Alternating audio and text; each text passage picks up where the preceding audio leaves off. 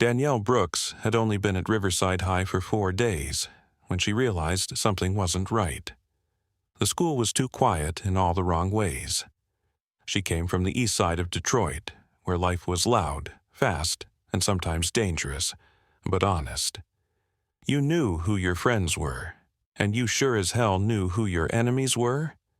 Here, in this polished suburb where the sidewalks were swept and the locker doors didn't squeak, the hate wore a mask. It smiled with straight teeth and blue blazers. It laughed in low tones and whispered when teachers turned their backs. Danielle was 16 years old, a junior, and the only new student that spring. She was also the only black girl. And even though no one said it aloud, everyone seemed to act like that made her less than welcome. Before we go any further, comment where in the world you are watching from, and make sure to subscribe because tomorrow's story is one you don't want to miss. What they didn't know, what no one saw beneath the oversized hoodie and worn-out sneakers, was that Danielle had been boxing since she was 11. Not cardio boxing. Not the boutique kind with music and towels and lemon water. No, this was real fighting. Sweat-soaked gloves, busted lips, and lessons carved into her skin by hard leather and harder coaches. Her hands were steady, her eyes sharper than most. She didn't flinch when people yelled, and she sure didn't run from cowards pretending to be kings. But at Riverside, her silence was misread, her calm mistaken for fear. And in a school where old money and old prejudices walked hand in hand, that kind of misunderstanding could get dangerous. The first sign came between second and third period on a Thursday morning. Danielle was still figuring out her locker combination when she heard it. A voice laced with mockery echoing from the west hallway. "Come on, Carter, stand up for yourself." The crowd gathered fast, like smoke to a flame. Students with iPhones held high, grinning and recording. She pushed her way through the bodies, heart thudding in a rhythm she knew all too well. At the center, a lanky black boy with glasses stood frozen, his back pressed to the lockers. His name was Michael Carter, she'd later learn. Another quiet kid, the only other black student in the whole school. In front of him stood 3 white boys in varsity jackets, laughing like they were at a roast. The tall one with sandy blonde hair, Trent Walker, looked like every quarterback in every bad teen drama. He had that easy confidence people mistake for charm, the kind that curdles over time into something cruel. Michael clutched his books like a shield. One of the boys shoved him, and papers scattered across the floor. Danielle's stomach turned as she spotted an advanced calculus textbook, now trampled by designer sneakers. These boys weren't just bullies. They were aiming to humiliate. "Maybe if you spent more time picking cotton and less time reading," one of them sneered, "you'd understand how things work here." The air changed then. Like a room right before a storm. Danielle stepped forward, slow and controlled.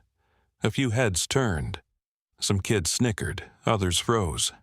Trent looked her over and grinned like she was a new toy. "Well, would you look at this?" he drawled.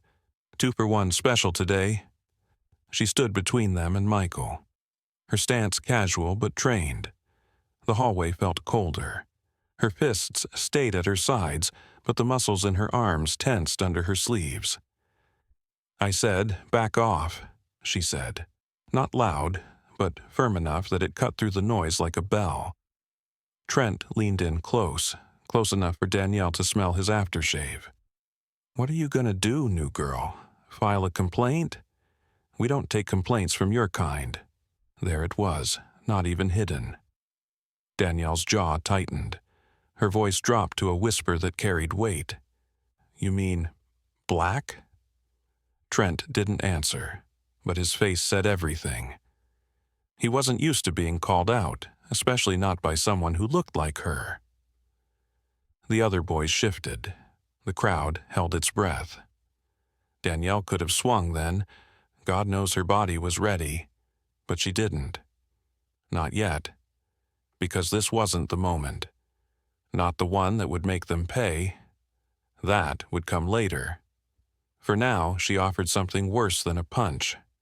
She offered clarity, the kind that made people afraid. "Funny," she said. "I thought this was a public school, paid for by everyone's taxes, not just yours." She turned her back to Trent and helped Michael gather his books. As they walked away, someone whispered behind them, "She won't last a week." They were wrong. Because Danielle Brooks hadn't come to Riverside to disappear. She came to change everything. By Monday morning, Danielle Brooks had become a quiet legend. Not because she fought anyone. Not because she shouted back. But because she stood her ground. In a school where standing out was dangerous if you looked like her. Some kids whispered about her all weekend. The new girl from Detroit. She told off Trent. She's got attitude. Others stared as she passed, as if expecting her to explode or apologize. She did neither. Instead, she kept to herself, navigating the halls of Riverside High with the calm precision of someone who knew how to survive. She'd walked streets far rougher than these polished floors. She'd seen more in 16 years than most of these kids would in their lifetimes. But here, where wealth wore polo shirts and cruelty smiled behind honor roll certificates, Danielle learned a hard truth. Some battles are fought in silence, and this school was full of them. She found Michael Carter at his locker before first period, carefully organizing his books like a museum curator. His face bore the same tired expression she'd seen the other day, but there was something else behind his glasses now, relief. She was someone who understood, someone who saw what the others chose to ignore. "Rough weekend?" she asked casually, leaning against the locker beside his. Michael nodded. Didn't sleep much, just kept thinking about what Trent said, about this being an interesting year. He didn't have to elaborate. Danielle heard the fear beneath his words. The truth was, he had been alone here for nearly 3 years. And when you're alone, fear isn't a passing emotion. It's a permanent roommate. "Don't let him get in your head," she said. "That's how they win." Michael gave a tired laugh. "Easy for you to say. You haven't lived through it. Yet." He wasn't wrong. He'd been spit on during lunch sophomore year, locked inside a supply closet junior year, had his locker graffitied with racial slurs twice last semester. One teacher called it boys being boys. Another suggested Michael try smiling more. Danielle listened in silence as he shared these stories. Not all at once, but slowly, like pebbles dropped in a well. And with every one her anger grew, not the hot, reckless kind, but cold, deliberate, and focused. That same day they were surrounded at lunch. It started with a sarcastic well from across the cafeteria, followed by the unmistakable scent of expensive cologne and entitlement. Trent had flanked himself with his loyal shadows, Connor and Bryce.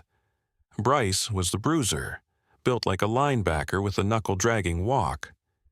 Connor was the mouth, always ready with a joke dipped in poison.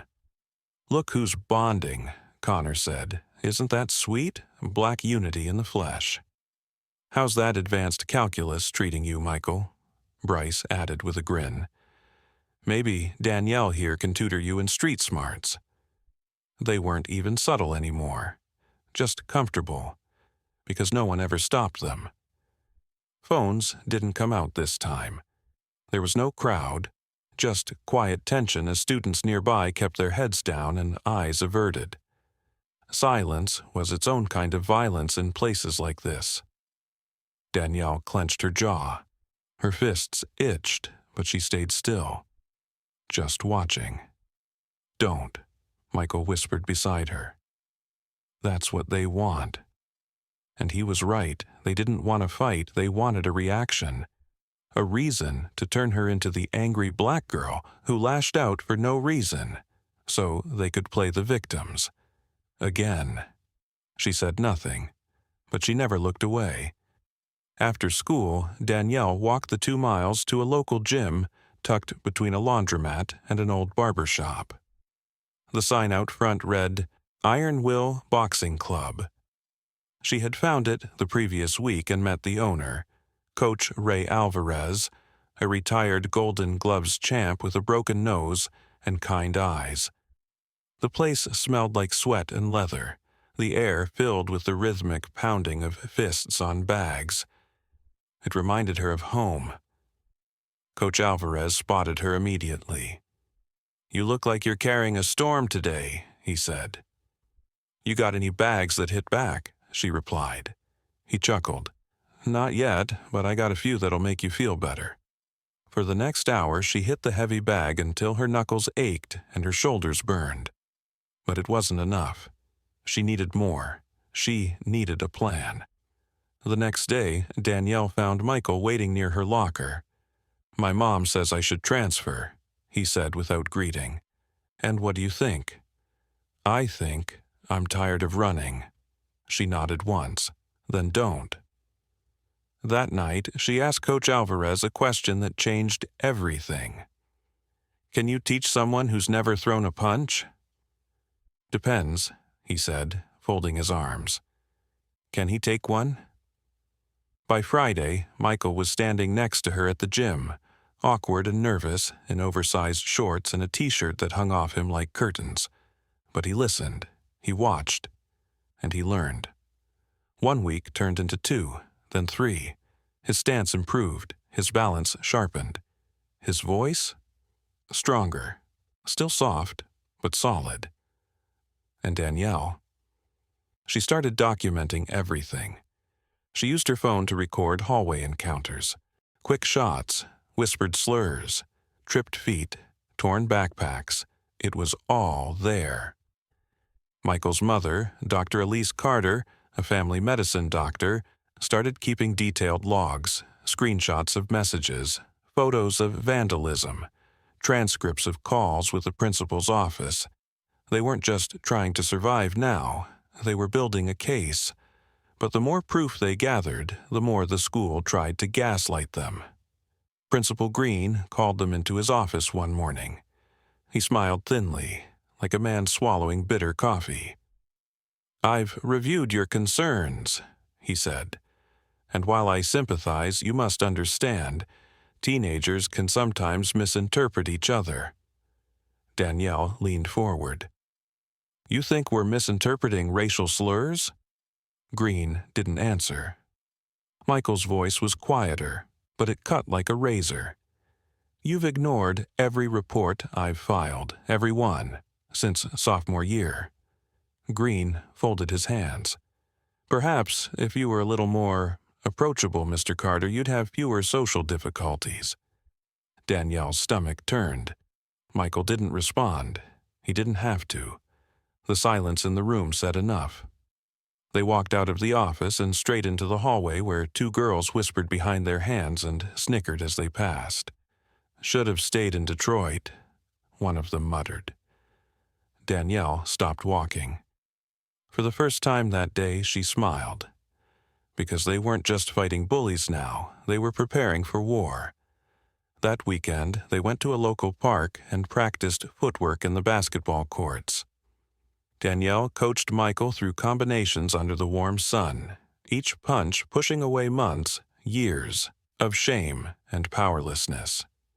Coach Alvarez joined them. He brought water, encouragement, and one chilling warning. Bullies get scared when they feel power shift. And scared bullies are dangerous. He was right. On Monday morning, Danielle opened her locker to find a note taped inside. "We know what you're doing. Watch yourself, ghetto queen." Michael found his backpack slashed open in the cafeteria. His lunch spilled across the floor. No one claimed to see it happen. No one helped him clean it up. And when they confronted Green again, he waved them off. "No concrete evidence," he said. "Could be a prank, Let's not jump to conclusions." Danielle looked him in the eye. "The only thing I'm jumping toward is the truth." Green smiled again, patronizing, empty. "You're young. You'll understand someday." But Danielle already understood something far more dangerous. The system wasn't broken. It was built this way. That night, Michael called her. "We can't win, can we?" he asked. Danielle stared out her bedroom window. The sky was clear, the stars quiet. Not by playing their game. "So what do we do?" She thought of her fists, of his bruises, of Green's smile, of every locked door, and turned back. Then she answered, calm and sure. "We change the rules." The glitter draped across the ceiling of the hotel ballroom couldn't hide the tension crackling beneath it. Danielle Brooks stood near the refreshment table, watching the sparkling crowd as if from behind a sheet of glass. The Riverside High Prom was in full swing. Champagne-colored lights, rented tuxedos, tiaras on perfectly styled heads. The decorations said, "A night under the stars." The mood said something's coming. Her deep purple dress shimmered with each breath, its satin folds masking the coiled readiness in her limbs.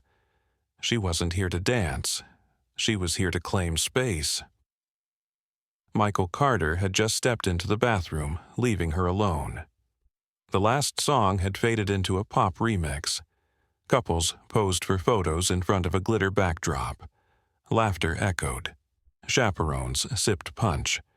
No one noticed the predator closing in except her. "Having a good time, princess?" The voice slid across her like oil. She didn't need to look. She knew the scent. Overpriced cologne with a hint of power and rot. Trent Walker. She didn't answer. He moved closer, glass in hand, expression smooth as silk. "You look beautiful tonight," he said, his tone falsely tender. "That dress really brings out your exotic features." Danielle's grip on the ladle tightened. Her back remained straight. "Excuse me?" "I'm complimenting you. You should say thank you." He stepped in close, so close she could feel his breath on her neck. His fingers brushed her waist, a touch masked as familiarity. Her body went still, not with fear, but calculation. "You ever get tired of charity cases like Michael, I could show you what a real man looks like." "Get away from me!" Her voice was low, steady. He didn't flinch. "Don't be like that. Just one dance. Show everyone how progressive I am." His hand moved again, this time sliding down her arm. That was the moment Michael returned. His eyes widened, his shoulders stiffened.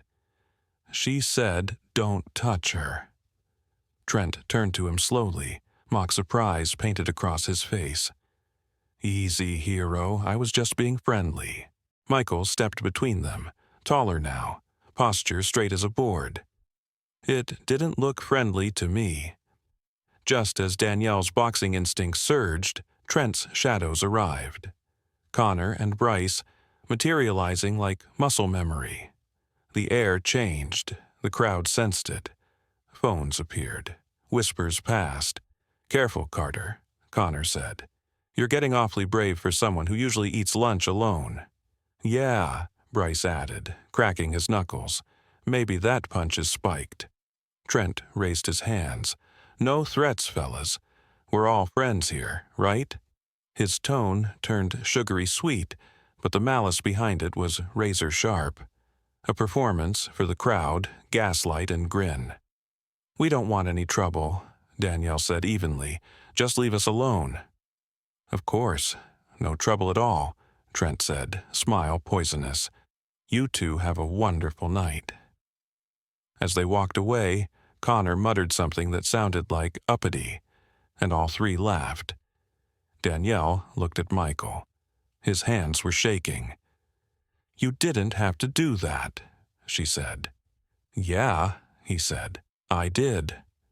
For 20 minutes they danced and tried to enjoy themselves. The music dulled the noise in their heads. They smiled for the photographer, pretended they belonged. But inside, both knew this wasn't over. When Danielle excused herself for the bathroom, Michael stayed near their table, checking his phone. That's when they struck. "Well, well," Trent said, appearing out of nowhere, backed by Connor and Bryce. "Look who thinks he's a knight in shining armor." Michael's stomach turned, but he didn't flinch. "I don't want any trouble." "Too bad," Connor said, grabbing his arm. "Trouble found you." "Let go of me." "Quiet down," Bryce hissed, "unless you want to cause a scene." They dragged him away, through a side corridor, past the catering carts, and into a dim hallway used by staff. The hotel's heartbeat faded. The music became muffled. "Now we can talk properly," Trent said, loosening his tie. His smile was gone, only cruelty remained. "About what?" Michael asked, voice dry with fear. "Respect, boundaries, the fact that you embarrassed me in front of the whole school." Connor moved first, a sucker punch to Michael's ribs. He doubled over. Bryce followed with a shoulder slam that sent him into the wall. "Nothing personal," Trent said, watching coldly. "Just business." Michael tried to swing back, just once. A punch that grazed Connor's jaw. But 3 against 1 wasn't a fair fight. It never had been. Another hit, another kick. "When you learn your place," Connor said, delivering a final blow, "maybe we'll let you stay." Then they left him there, crumpled, humiliated, and bleeding. By the time hotel staff found him, Danielle had already gone looking. She burst into the first aid room, and her heart cracked at the sight. Michael sat in a plastic chair, a cold pack to his face, his tuxedo rumpled and stained. The school's chaperone, Mrs. Patterson, scribbled notes. "What happened?" Danielle demanded. "He says he fell down the stairs," Mrs. Patterson said without looking up. Michael said nothing. They both knew the truth didn't matter here, not without proof. "Do you have witnesses?" the woman asked. Michael met Danielle's eyes. "No," he whispered. Back at school on Monday, the whispers returned. "Heard Carter got wasted at prom. Should have minded his business." The hallway felt like a courtroom. No judge, no defense, just conviction by rumor. Danielle found him by his locker, the bruise around his eye barely hidden by concealer. "My parents want to press charges," he said. "But apparently, I can't identify my attackers. Not in a dark hallway, not with them on the dance floor when staff found me." She clenched her fists. "This is ridiculous." Knowing and proving are 2 different things. That afternoon, they sat in Principal Green's office. Across from him, Michael's mother, Dr. Carter, was composed but lethal. "My son was assaulted at a school-sponsored event," she said. "What are you going to do about it?" "According to the report, he fell," Green replied. "These things happen. Excitement, dark stairwells." "Excitement?" Dr. Carter said, her voice sharp as a scalpel. "Look at his face. That's not excitement, that's trauma." Danielle leaned forward. "What about the service hallway cameras?" "No coverage," Green said. "It's an older building, unfortunate, but common." "And Trent's whereabouts?" "Photographed on the dance floor," Green said flatly. "Several witnesses place him there all night." Dr. Carter's face turned to ice. "This isn't a lack of evidence, this is a lack of willingness." "Perhaps," Green said, "if Michael were more approachable, these situations wouldn't arise so often." The silence was deafening. Danielle stood. Her voice shook with fury. "You're blaming him." Green adjusted his tie. "I'm suggesting integration works best when everyone makes an effort." Dr. Carter's jaw tightened. "This is 2025, not 1955. You're not running a school. You're managing a plantation with chrome lockers." They left the office with nothing but rage in their lungs. Danielle marched straight to the gym. Coach Alvarez met her halfway. "They beat him, then blamed him," she said, and Green shrugged. The coach's face darkened. "What's your boy gonna do?" "Nothing," she said. "He thinks fighting back makes it worse." "Sometimes," Alvarez said, "worse is better than nothing." She looked up at him. "You want me to teach him?" "I want you to give him options. Right now, he's got none." That night, she called Michael. "Boxing lessons?" he said. "Danielle, I can barely do a push-up." "Coach says he can work with anyone. You don't need to be Muhammad Ali. You just need to be ready." "For what?" She took a deep breath. "For when this happens again." A pause. Then, "When do we start?" "Tomorrow. After school. Bring sneakers." 3 weeks in, Michael's punches had shape. His breathing steadied. His eyes no longer darted over his shoulder. Danielle recorded their sessions, but she also recorded something else: Tyler and his crew cornering a sophomore by the gym. A repeat of the same playbook: isolation, intimidation, laughter. She showed it to Michael. "We're not the only ones. We should show someone." "Like who?" she asked. "Green? The board won't even return our parents' calls." Coach Alvarez listened quietly. "You're still thinking like victims," he said. "We're building evidence." "For what? A trial that'll never come?" "Sometimes justice isn't given, it's taken." They started planting cameras. Miniature lenses hidden in backpacks. Recorders tucked into lockers. Every interaction cataloged, time-stamped, uploaded to a private drive. They weren't just boxing anymore. They were building a bomb of truth, one clip at a time. Then, one night, Danielle's phone buzzed. Unknown number. "We know where you train." She stared at it. Her hands shook, but her voice didn't. "They're watching us." Alvarez saw the message. His face turned grim. "Then maybe it's time we stop waiting for their next move."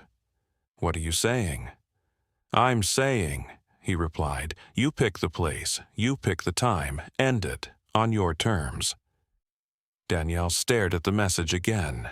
This wasn't fear anymore. This was war, and they had just drawn the line in the sand. It was a Thursday afternoon when Danielle Brooks decided enough was enough. She and Michael Carter had spent weeks collecting evidence, training in silence, enduring the smirks and slurs with cameras tucked into backpacks and phones held like weapons. But it wasn't just about defense anymore. Trent Walker and his crew had sent a message. "We know where you train." Danielle's response: "We know where you break." So they made a plan. Not for revenge, not for violence. For proof, clear, undeniable, high-definition truth. Coach Alvarez called it a controlled storm. Michael called it insane. Danielle just called it necessary. They picked the cafeteria. Broad daylight, dozens of witnesses. If Trent took the bait, and they knew he would, it would all be caught on camera. Michael walked into the cafeteria alone, moving with carefully crafted vulnerability. Shoulders slightly hunched, eyes down. Danielle watched from across the room, phone held in her lap, camera lens peeking through her sleeve. "Hey, Carter." Trent's voice rang out like a shot. "How's that black eye healing?" Michael didn't stop walking, but he glanced just long enough to be noticed. Connor and Bryce flanked Trent instantly, like hyenas around a lion who forgot how to roar. "Word is, you've been working out," Connor said, stepping into his path. "Very urban of you," Bryce added, snickering. Phones came out, faces turned. The cafeteria vibrated with anticipation. "We're just working out," Michael said, voice measured. "Sure you are," Trent replied. "Gotta stay in shape, right?" Never know when you'll need to defend yourself. He stepped closer, violating personal space. Classic tactic. Corner, crowd, crush. Danielle's phone was rolling. Michael's backpack camera was active. This was it. Then Bryce leaned forward and froze. "Trent," he whispered, eyes narrowing. His backpack. "Look." Trent's eyes found the small lens barely visible between the seams. His smile vanished. "You little snake," he hissed, grabbing the bag and ripping it open. Gasps. Silence. Phones stopped recording, then started again. "You've been setting us up?" Connor barked. "You spying on us now?" "We're documenting harassment," Michael said, louder this time. "We're tired of being your punching bags." "Harassment?" Trent laughed, though his voice cracked. "You think this is harassment? We were just talking." "You were threatening him," Danielle said, standing now, walking toward them. "You got that on camera too?" Bryce growled, reaching for her phone. "Don't touch me." Too late. He lunged. Danielle's training kicked in without a thought. She sidestepped, rotated her hips, and drove her fist into his solar plexus. Bryce crumpled. Then all hell broke loose. Trent shouted, charging at Michael, who ducked just in time. Connor swung wide and missed. Tables overturned. Food trays clattered to the ground. Danielle pivoted, blocking Bryce's wild punch and delivering a left hook that cracked across his jaw. He stumbled backward, eyes glassy. "You want to fight?" Trent bellowed, charging Michael again. Michael didn't retreat, not anymore. He ducked low and countered, driving a jab into Trent's ribs. Another to the jaw. Weeks of training delivered in seconds. Connor grabbed Michael from behind, but he twisted out with a textbook escape Coach Alvarez had drilled into them over and over. He landed an elbow to Connor's chest and sent him sprawling. Danielle turned to see Trent reach for Michael again. She stepped in between, blocking Trent's path. "Back off," she growled. "This is our school," Trent spat, eyes wild. "Our territory." "Not anymore." He swung. She blocked and hit back. Her uppercut lifted him off his feet. He landed hard, gasping. The cafeteria erupted. Students stood on benches. Phones caught every second. Some cheered, others screamed, but none stepped in. Only after a full minute of chaos did the doors slam open, and Principal Green appeared, flanked by staff and a security guard. "My office!" he roared. "All of you, now!" They were pulled apart, herded into the front office like criminals. Danielle's knuckles were raw. Michael's shirt was torn. Trent's face was bruised and bleeding. Bryce couldn't speak without wincing. Connor limped, but for the first time, they weren't the only ones afraid, because the whole fight was online. Within minutes, the video hit TikTok and Twitter, YouTube, Facebook, thousands of views, then tens of thousands.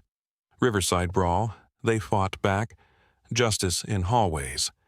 Danielle sat in the nurse's office, phone buzzing nonstop. Her mother had already seen it. So had Coach Alvarez. So had a dozen national blogs. Trent's voice on camera. "This is our school, our territory." Danielle's voice. "Not anymore." That night, Danielle's house was flooded with calls. "Baby, are you all right?" her mom asked, voice shaking. "I'm fine, just sore." "They have you on video. You're everywhere." Michael texted, "My parents are getting a lawyer. They're proud and furious." Another message came, unsigned. "You made a big mistake." Danielle's blood ran cold, but she didn't flinch. The next morning, Principal Green tried to regain control. He called Danielle and Michael into his office with Mrs. Patterson. "While I understand your frustration," he said, "you've escalated the situation beyond appropriate channels." "We defended ourselves," Danielle said. "According to the video," Patterson interrupted, You instigated physical contact." "He grabbed me," Danielle replied.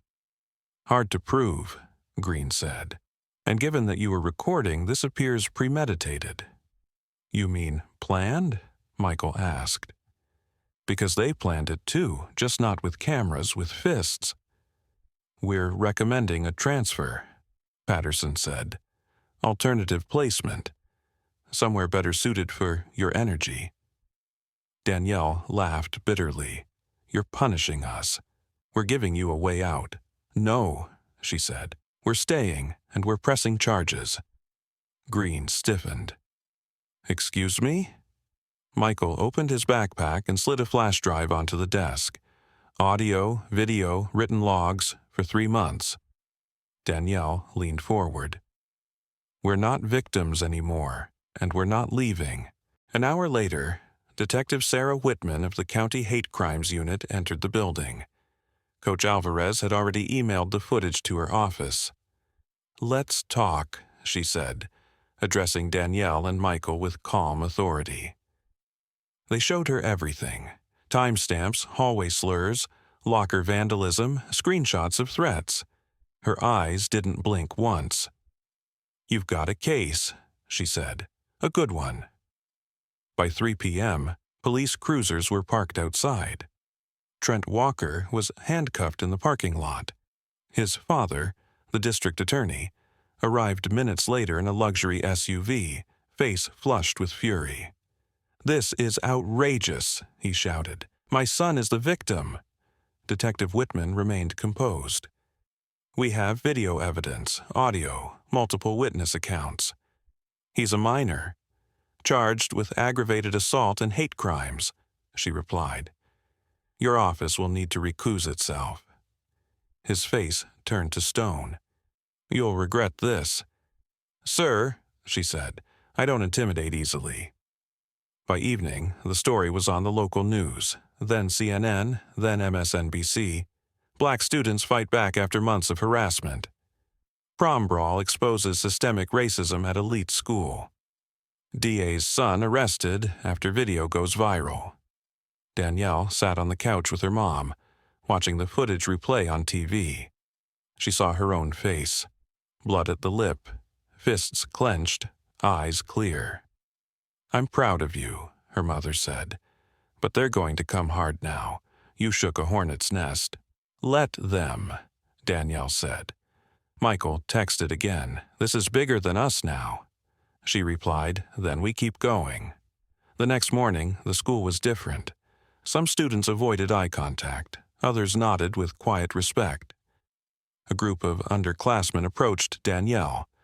"You showed them," one girl whispered. "You stood up for all of us." Michael walked taller now, shoulders back, eyes forward. The burden hadn't vanished, but it wasn't solitary anymore. As they walked past the maintenance shed behind the gym, the same one where Trent once cornered him, Danielle paused. "We ended it here," she said. "Started something too," Michael replied. "You scared?" He thought for a second. Number. Just ready. The fight had changed everything. Not because it was violent, but because it was necessary, because it was public, because it was truth. And truth, once seen, couldn't be unseen. Not by the school board, not by the police, not by the country, and especially not by the students who, for the first time, believed change wasn't just possible, it had arrived. Spring gave way to summer, and the corridors of Riverside High began to sound different. Not just quieter, but clearer. The muttered slurs were gone. The laughter that used to hide cruelty now struggled to find footing. Students walked straighter, not out of fear, but pride. And for the first time in its gleaming history, the school felt like it belonged to everyone. The fight in the cafeteria had been a match, but it had lit a fire. Trent Walker and his crew were expelled. Criminal charges stuck. The video evidence was airtight. By mid-June, all 3 boys were sentenced to juvenile detention for aggravated assault and hate crimes. Their families, once untouchable, faced public shame. Trent's father resigned from the district attorney's office. His political ambitions crumbled under the weight of his son's racism and a generation's refusal to stay silent. Principal Green stepped down quietly. In his place came Dr. Miriam Cole, a former civil rights lawyer who greeted students by name and insisted that justice wasn't a concept, it was a policy. 3 teachers who had ignored reports of harassment were removed. Cameras were installed in previously blind hallways. A zero-tolerance policy for discrimination took effect. Students of color were invited into leadership spaces they'd never touched before. And Danielle Brooks? She became a symbol, but never asked to be one. She gave interviews she never wanted, stood behind podiums she never dreamed of. Her story, and Michael's, became case studies in high schools across the country. They spoke to parents' groups, school boards, even state legislators. What had started as a survival tactic had grown into a movement. A few months later, Danielle stood outside that same cafeteria. Her fists weren't bruised anymore. They were relaxed, arms folded, as she watched the construction workers install a new plaque on the wall. It read, "Courage begins when silence ends." Michael appeared beside her. His Harvard hoodie hung loose over his shoulders. Confident, grounded. "You ready?" he asked. "Always," she said. They walked inside together, past lockers that no longer held secrets, past students who nodded in respect, toward a future that still held challenges but no longer fear. Danielle had been asked once, during a televised panel, if she regretted what happened. Her answer never changed. "I regret that we had to fight. I don't regret that we did, because some victories aren't measured in trophies or grades. Some are measured in silence broken, truth exposed, and the first real breath a child takes when they know they're safe in a place that used to crush them." And for Riverside High, that first breath had finally come. Have you ever witnessed someone stand up to injustice, even when the system was against them? Stories like Danielle and Michael's remind us that real change often starts with just one brave voice and one quiet decision to say enough. If this story moved you, let us know. What does courage look like to you? Drop a comment below, hit that like button, and subscribe so you don't miss the next story that could spark your own fire. Your voice matters. Let's keep this conversation going.